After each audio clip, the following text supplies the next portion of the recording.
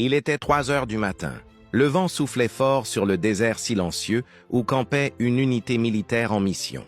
Parmi eux, un jeune soldat nommé Elias. Il n'avait que 22 ans, mais déjà, il portait sur ses épaules le poids de la guerre, de la peur et de la foi. Avant chaque mission, il s'éloignait discrètement du camp pour prier. Pas pour demander la victoire, non, mais simplement pour dire « Seigneur, garde-moi pur, même dans le chaos ». Cette nuit-là, alors que tout le monde dormait, Elias sentit soudain une voix intérieure lui dire « Lève-toi, va prier maintenant ».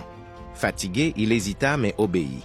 Il s'éloigna de la tente, prit sa Bible de poche et se mit à genoux derrière un rocher. Quelques minutes plus tard, une explosion retentit.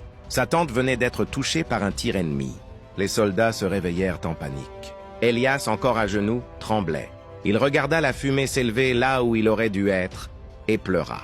Ce n'était pas un hasard, ce n'était pas la chance, c'était Dieu. Le lendemain, son commandant, bouleversé, lui demanda « Pourquoi t'étais dehors à cette heure-là » Elias répondit calmement « Parce que Dieu m'a appelé à prier. Et quand il appelle, il faut obéir. » Ce jour-là, tout le camp sut qu'il y avait une puissance plus grande que les armes.